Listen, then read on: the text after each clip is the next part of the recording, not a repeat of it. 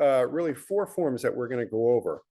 And we're going to start off with form number 701, which is the exclusive buyer agency agreement. All right. Now, this is the agreement, and Debbie Glenn is here, and she had mentioned a few moments ago that we have a number of different, Christine uploaded a number of different documents into our dot loop. We're going to start plucking out the ones you don't need, like dual agency. Okay. We're not practicing dual agency because it is impossible to represent a buyer and a seller at the same exact time when they have completely different agendas. One wants to get it for as low as possible. One wants to get it for as high as possible. You really can't represent both parties. So let's start off with the exclusive buyer agency agreement, which is number 701. And remember that when somebody calls you on one of your listings and they say, Bill, can you meet me at this property in 20 minutes? Bill can do that. He can meet them at the property. He doesn't have to sign anything because there's no relationship established yet. So Bill's going to show them that property. But now they say, you know, can you show us a couple other properties? That's when he has to pull out 701 and say, you know what? Yes. Can I share that form while you talk so everybody can see it? Yes, of course. So that's when Bill's going to say, we have to sit down and we have to, you know, establish a relationship and some paperwork before I can show you other people's properties. And the reason for that is because I need to make sure that I get paid. And if there's no contractual agreement between you and I, then there's a possibility that I'm going to show you 40 houses and get you a house and I'm not going to get paid. And that can't happen. So again, we're looking at 701 right now. Thank you, Christine. And where we're going to go on this to make things super easy as they can be, is we're going to go to 4A. All right. There you go. So the Mass Association of Realtors in their infinite wisdom has given you options in terms of how you can potentially be compensated. So you've got 3 options here. One is a service fee, which is 4A. And it says buyer shall pay broker a non-refundable service fee in the amount of X. I have had a lot of conversations with a lot of you about whether we should ask for a retainer, like an attorney asks for a retainer. You know, $1,000 or $500 or whatever it happens to be. For the most part, I think 98% of you are not going to be asking for a retainer. So we're probably going to X that out. But for those of you that want to ask for a retainer, I don't have a problem with it. I don't think it's a bad idea in theory. Whether it's going to work or not, I don't know. But if you said to somebody, look, I need a $500 retainer. We have a 120-day contract. I'm going to be working diligently for you. And then if at the end of that, you know, you still don't buy a house, then I'm going to retain the $500. Or you could also say, I'm going to collect $500. And then when you buy a house, I'm going to double it. And I'm going to give you your $500 plus $500 for being my client. You could do that. So we'll have to kind of see how that shakes out and see how many people exercise that service fee option. The hourly fee is not going to work. All right. I don't even know why they put that in there, but an hourly fee, first of all, you're not going to make tons of money if you're charging somebody by the hour. And then what do you charge them? $100 an hour, $500 an hour. And then like attorneys, they have to account for the hours. If you ever saw the movie with Tom Cruise in The Firm, you remember that movie? They got caught, this attorney firm got caught massively overbilling their billable hours. So there's always the possibility, if you go down that road, that people are going to say, first of all, I know you didn't work 10 hours. And then you're going to be in a fight with these people over how many hours you did work versus didn't work. So I would say ixnay on the hourly fee. And then we get back down to the commission, which is C. All right. And we're going to be not doing a flat fee, but a percentage. All right. And that's where you decide, and it's going to be either 2% or 2.5% or 3%, whatever you decide it to be. One of the things that I was listening to, I forget who I was talking to about this. I think it was Kim Allard, is that nowadays, now that you have a contract with somebody, you're really going to need to explore the viability of your buyer client. So I tell everybody that's brand new in this business that motivation is the key to success. So in other words, when somebody comes to me and they say, well, I'm interested in buying a house in this little area right here, but it has to be in really good shape and it has to be between 600 and 700,000.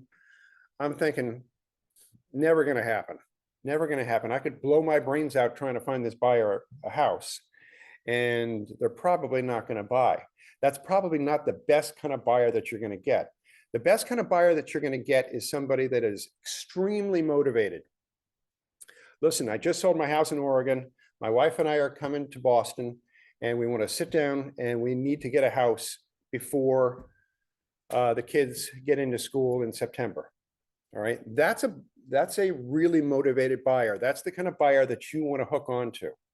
All right, and I don't think that you're going to get a lot of grief about 2% versus 2.5%. You might get a little grief at 3%, but I think most real estate firms are going to be very prepared to pay you 2%.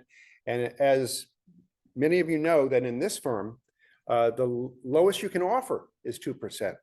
So if you put in there 2% or 2.5%, I think you're going to be fine. Now, if they were offering,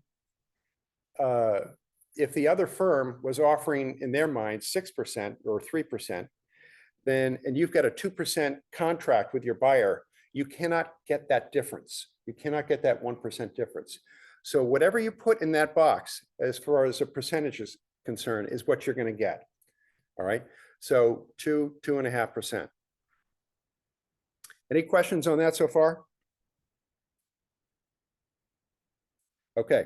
And it cannot be lowered. So for instance, if you put in 3 and the other side was offering 2.5, can you give concession? Well, I mean, well, don't forget that they're not going to be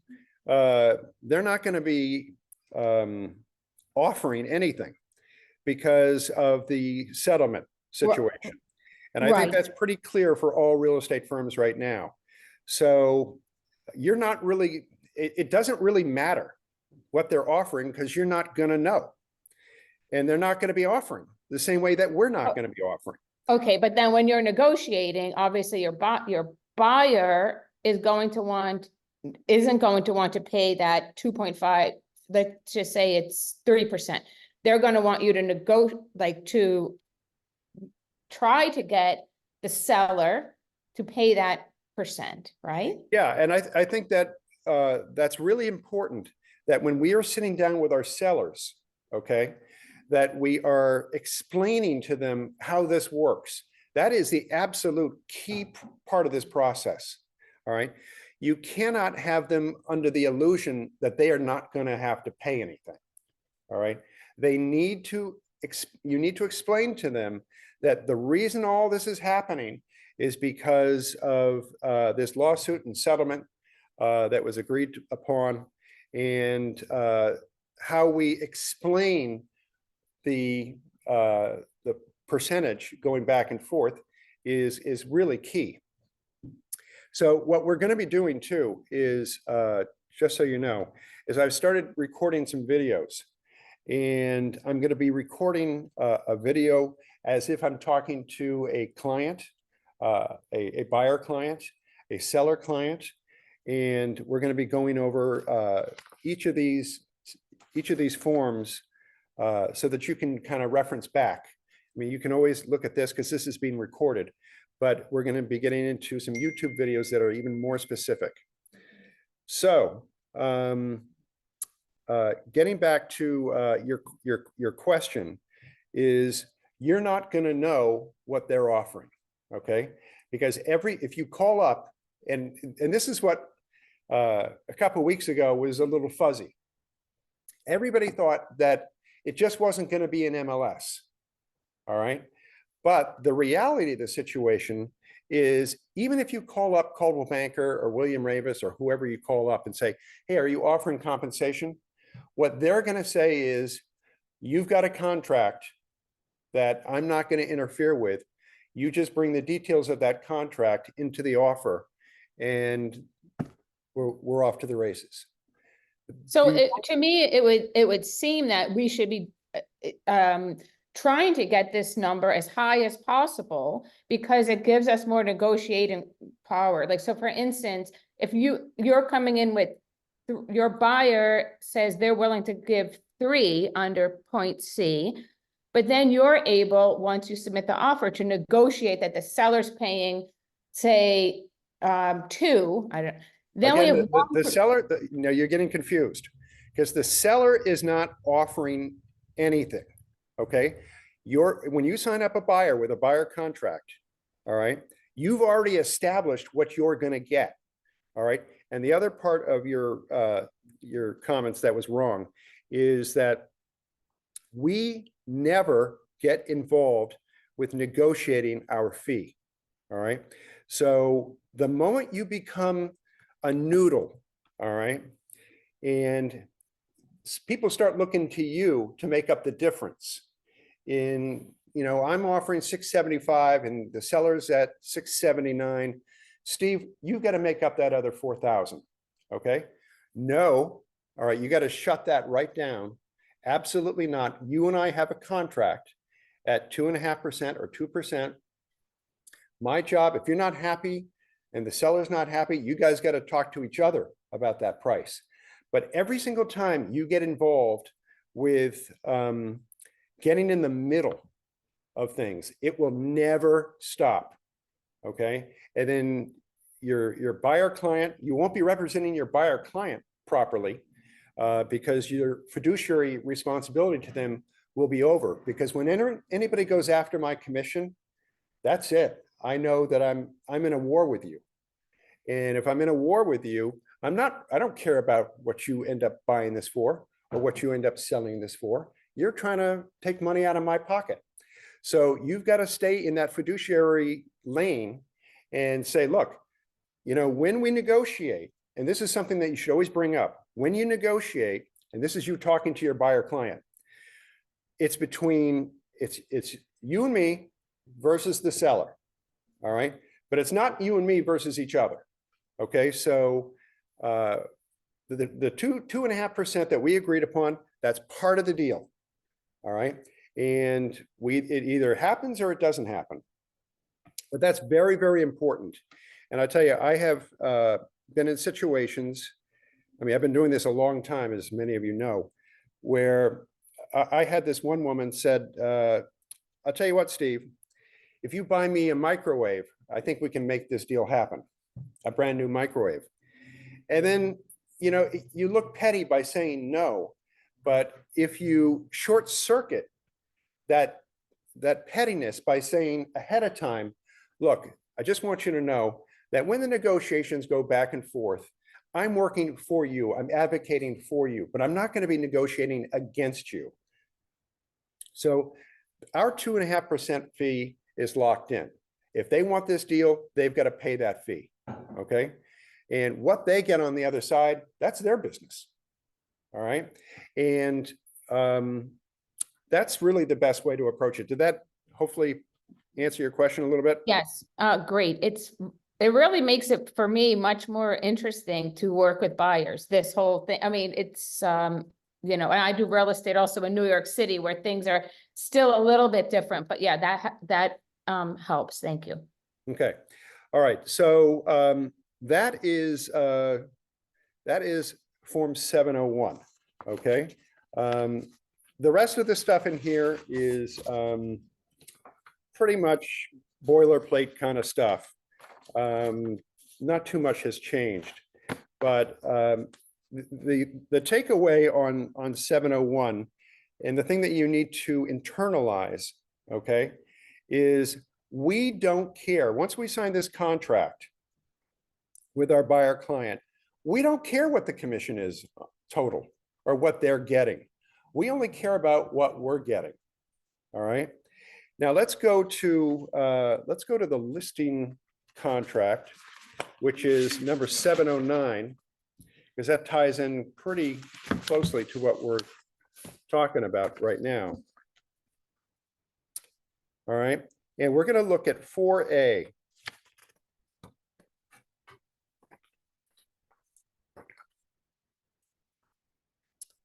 Now, again, as a refresher, when you talk, and you should be talking now, because August 17th is literally right around the corner. So if you have a listing right now, you're going to need to have a conversation with your clients and tell them what's going on. All right. And most importantly, you need to explain to them that, and again, we're going to be amending this listing contract. We're not going to be canceling it. We're not going to be changing dates on it. Because if we did that, then they're going to say, well, you know, I haven't been too happy with you, Barbara, lately, so maybe we should just cancel the contract. All right, so we don't want to get into that kind of a situation. So we're just going over, and what I would recommend, which I always do with complicated matters, is over the years, I've had many agents, when there's a problem with their client, they send this massive email to them explaining everything and what's going on, and this is what's happening. And this is a time that you never want to do that. Okay. This is a time for FaceTime. You're going to sit down with your clients. Hey, Bob, Mary, I need to get in touch. I need to go over the changes that are happening on August 17th. Can I stop by the house at 3 o'clock and kind of go over it with you? Yeah. Okay. So you're going to talk to them in real, you know, preferably in person, if not in FaceTime or a telephone call, but not an email. Okay. An email, and I've been telling you this for years and years and years, is the worst way to discuss a problem, because people hide behind the email, and then something goes out and they write something back nasty, and then they won't do that if you're standing right in front of them. So let's go to the listing broker's fee, all right, which is 4A. So what you're going to explain to people is that the commission is now pretty much broken down into two distinct elements: the listing side and the selling side. Okay. And for the listing side, Mr. and Mrs. Seller, I'm going to charge you 2.5%. Okay. Now, we don't know what the buyer side is going to come up with, because they have their own contract with their buyer. So it could be 2%, it could be 1%, it could be 3%. We just don't know. So we're going to have to address that when it comes. All right. So they might say, so we really don't know what total we're going to be paying. Yes, that is exactly correct. We don't know, because we're not privy to what contracts are being created out there in buyer land. All right. So, but I can tell you this, that if I bring in the buyer, okay, then that's another 2.5%, because I'm doing a whole nother job in terms of bringing in the buyer. So if I bring in the buyer, but the possibility of that happening is 10–20%, something like that. Chances are we're going to be working with a cooperative agent. Janice, do you have a question? Yeah, go ahead. Janice, are you raising your hands for a question? I am. Hi, Janice. I am. Trinka. Oh, I'm sorry, Trinka. Sorry. So what if we have like 2 closings next week. Yep. And we are already offering that buyer's compensation on our listings. Well, I think Kim addressed this the other day. And first of all, if you've got a closing next week, you've got a purchase and sales agreement, which probably spells out who's getting paid what. So I don't think that's going to be a real issue. If you wanted to be really super cautious, you might want to send your co-broke a email and say, just confirming, given the circumstances of August 17th, that we're going to be paid 2.5% out of the from the purchase of this property. Well, it's my listing. Yeah, so I mean, you're safe. It's the buyer's agent that might be a little gray.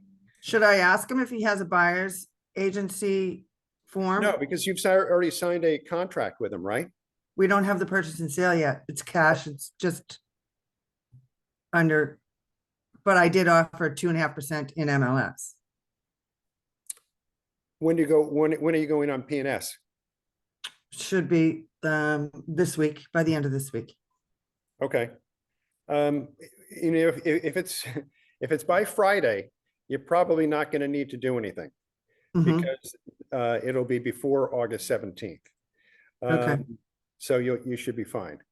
But for those of you that have contracts, purchase and sales agreements in process right now that are closing in September, and you're representing the buyer in that transaction, it might be prudent to just send them an email saying, hey, with all the crazy things that are happening right now, I just want to confirm that we're getting 2.5%. And they're going to write back, yeah, absolutely. That's what we agreed upon. Janice, if you unmute yourself, you can go ahead and ask the question. Yeah, so what do we do when a buyer walks into an open house and isn't represented? Or I don't see anything on this listing form that allows us to, doesn't state that anywhere. Are we putting that in the comments, or how are we handling that? No. Well, first of all, open houses, and if somebody calls you and says, hey, can I swing by and take a look at it?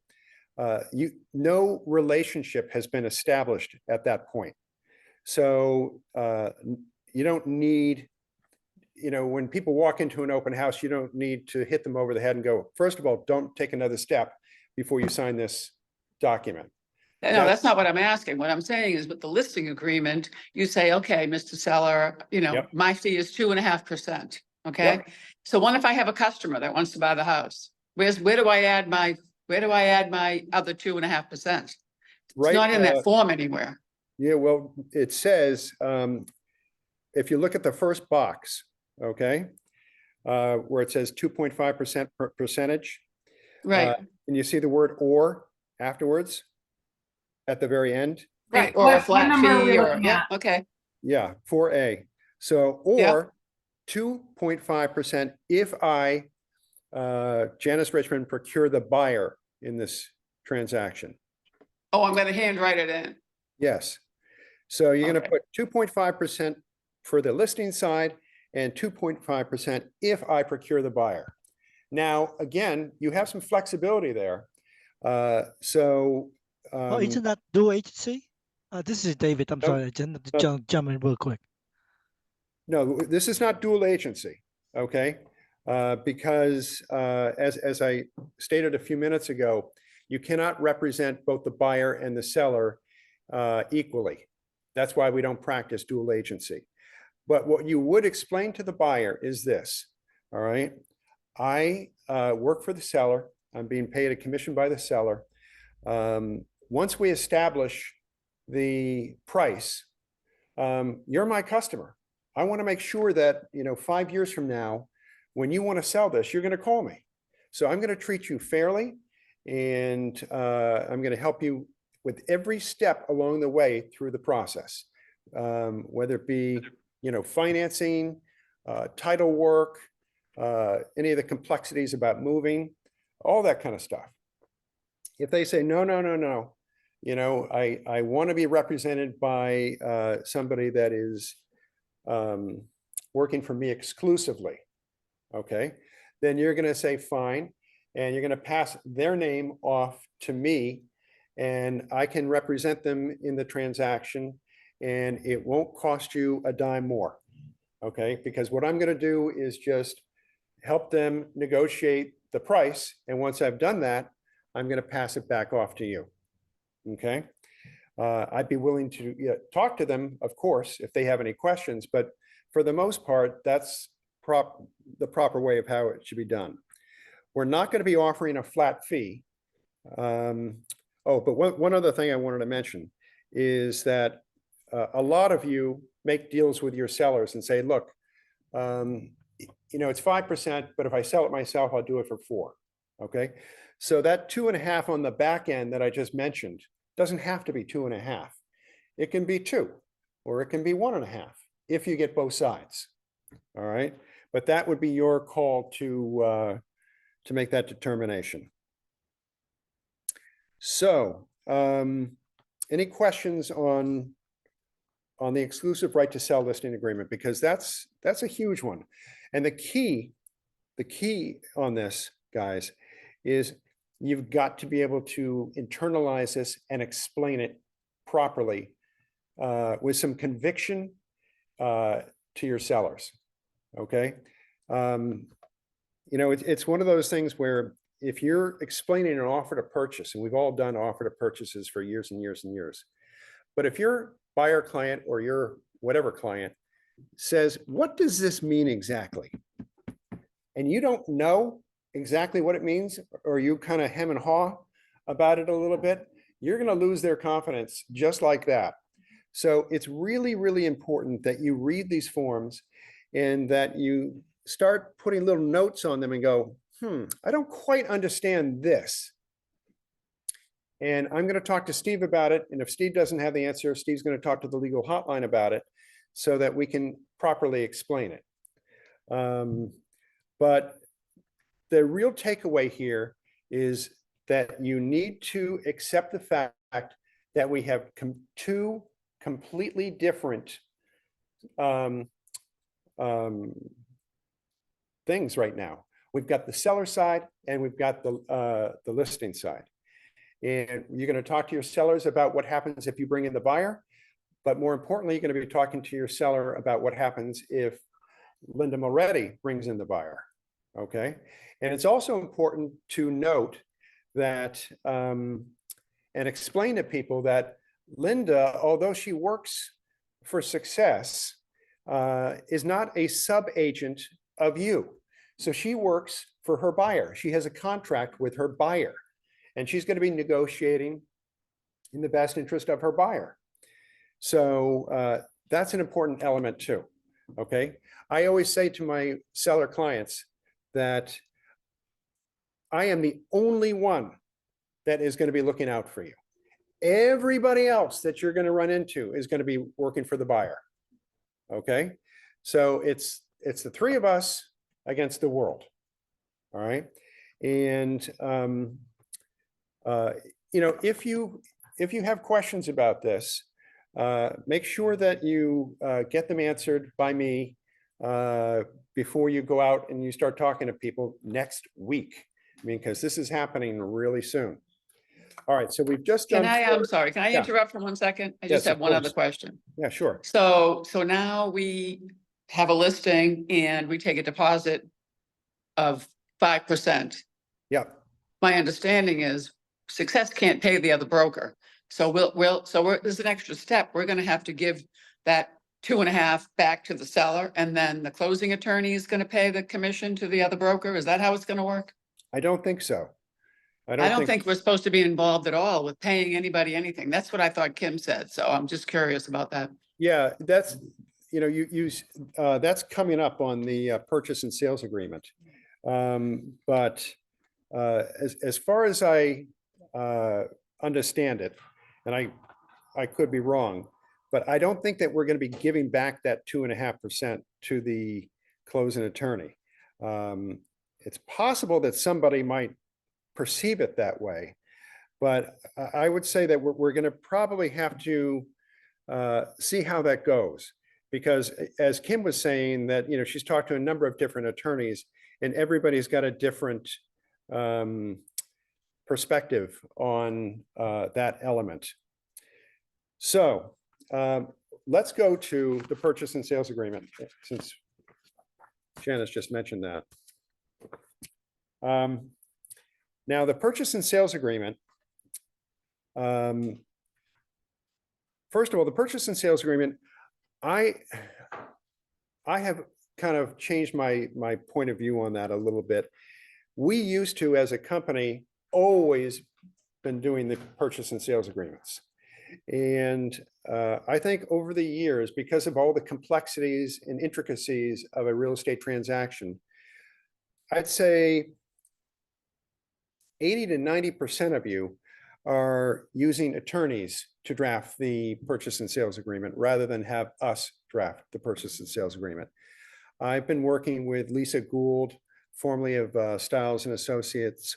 And anytime I get a deal, I go, Lisa, take it away. And they do charge my client, I think it's about $1,500, but it's well worth it. They check the title, they do all these little wonderful things and it kind of gets me out of the equation a lot of times in terms of, negotiating with another attorney when you're not an attorney. So is it in the best interest of our clients to recommend an attorney? I say so. Absolutely. So I'm not going to spend tons and tons, excuse me, of time on the P&S because I think, like I said, 80 to 90% of it is going to go towards an attorney. Excuse me. And hold on one second, let me grab some water. Hey, guys, I just want to make sure this is the right purchase and sale agreement to have up. Somebody let me know.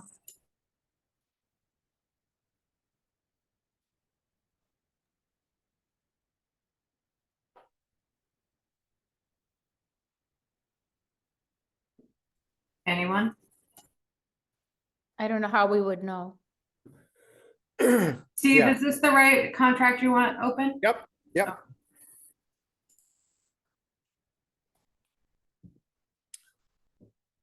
All right. So when the attorneys get the purchase and sales agreement and negotiate with each other, they're going to make that determination in terms of how the monies are to be dispersed. So I would say let's punt on that one and see where things go in terms of how things shake out with the attorneys. But certainly,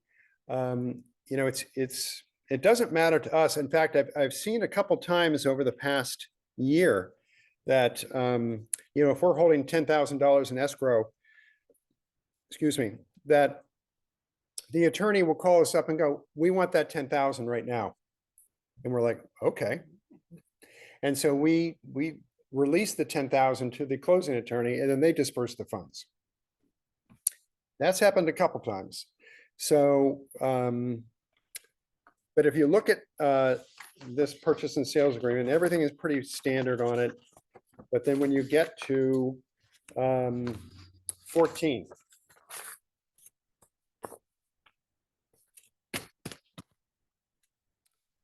this is where an acknowledgement of fee due brokers. The seller and buyer acknowledge that a fee of 2.5% for professional services shall be paid by the seller to Success Real Estate, being the listing broker, at the time for performance. Blah, blah, blah, blah. The seller buyer also acknowledged that a fee for professional services shall be expressly paid to Coldwell Banker, 2.5%. And then you're going to put in there that the sellers are going to be that 2.5% that Coldwell Banker is asking for is being paid from the seller's side. Not the buyer side, but the seller side. Okay. So you would click on sellers.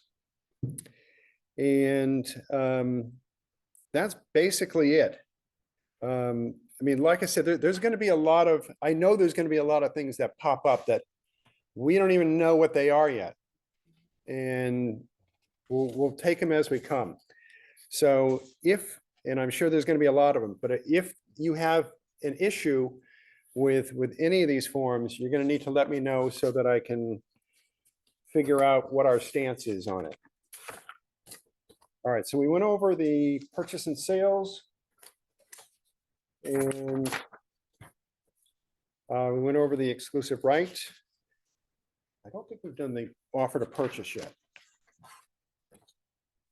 Yep, purchase, the offer to purchase, I think, is the last one. So Which number, Steve? that's number 501.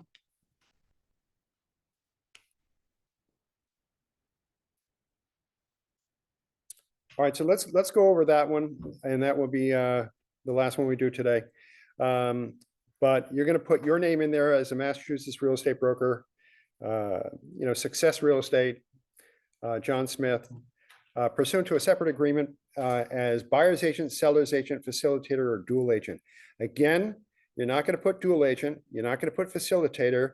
There might be certain circumstances where you say facilitator, but we'll go over that later. But you're either a buyer's agent or a seller's agent. So if you're representing them and you're listing their house, you're a seller's agent. If you're representing a buyer, you're a buyer's agent.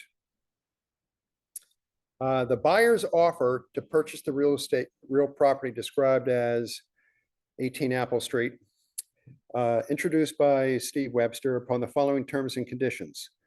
Purchase price, offer, binder. And by the way, while I have all of your attention, because of the prices being what they are right now, we should really be getting $5,000 initial deposits as opposed to $1,000 initial deposits. When you are negotiating and you're competing with other people, the bigger deposit you put in there, the more secure the deal and the more solid it looks for a seller. So if they see 3 offers at $1,000 and 1 offer at $5,000, like, hey, these people are serious. So that's what I would do. I would put the $5,000 as an initial deposit. And while I have all of your attention, the texting of deposits has really worked out extremely well, better than I ever imagined. And the key here is you don't need to send me the back of the check. All I need is the front of the check. Okay. And when you're taking a picture of the check, I don't want it in the checkbook. I don't want it like on your lap. Okay. Take a picture, put it on a solid surface, and take a picture of the check itself. That's all you need to do. And then I'll deposit it and then send you a receipt shortly thereafter with a little congratulations and some confetti. So then you're going to put a balance of 5% in there for the purchase and sales agreement. And here's where we talk about compensation of buyer's broker. All right. So the buyer's obligations under this agreement are subject to seller's agreement to pay.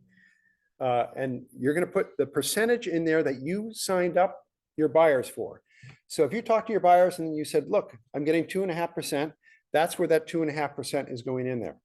And one of the things that Kim was very clear about the other day is that the sellers cannot try to renegotiate your fee. That they are not privy to that contract. They have nothing to do with that contract. And so your contract is your contract. So you're going to put that 2.5% in there. So if the listing broker says, look, you know, they're okay with the price, they're not okay with your 2.5. Too bad. You've already got a contract established at 2.5, and we don't negotiate our fees. So because that gets us in the middle of the mess. So if they're not happy with the net amount, then they've got to go back and forth with each other until they come to an agreement. But do not get in the middle of the negotiations. All right, so we're going to put that 2.5% in there. We're not doing a flat fee, and then you'll put the dollar amount.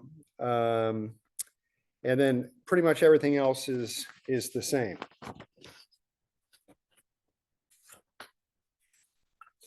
Yep. So did we, yeah, we went over that. Okay, so I know this is a lot. And I think that I'll end on this this note that 40 years ago, I was working at Disney World, and I was working on the Jungle Cruise, and I was in training, and I was 22 years old, and I was nervous, and I went around the jungle with a mentor a couple times, and then he jumped out of the boat, and all these people started getting into the boat. He goes, "That's your crew, Steve. Go get them." And the first time I went around, I wasn't so good. I wasn't very funny. But then the second time, I was a little better. Third time, even better. By a month in, people were waiting in line for me to be in my boat, which I thought was really cool.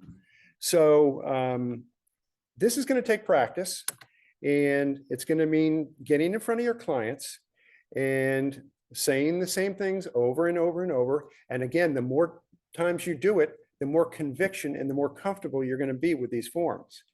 There's like I said, the big takeaway that I want to express to you is there are two sides now, not one side, two sides, listing side, selling side. So you've got to talk to your clients about both. And if we can break it down to two sides, you're going to be fine. Everything's going to be great. And that is pretty much it for right now. Obviously, I'm going to be creating these videos and kind of going over these. So if you want to see something specific about buyer agency or about an offer, you can go back to YouTube and you can see me explain it again. All right. Any other last questions before we say hasta mañana? No? Okay. All right. So again, I'm in the office all day today and all day tomorrow. So if you have any questions, just give me a call. I thank you guys, and I'll talk to you soon.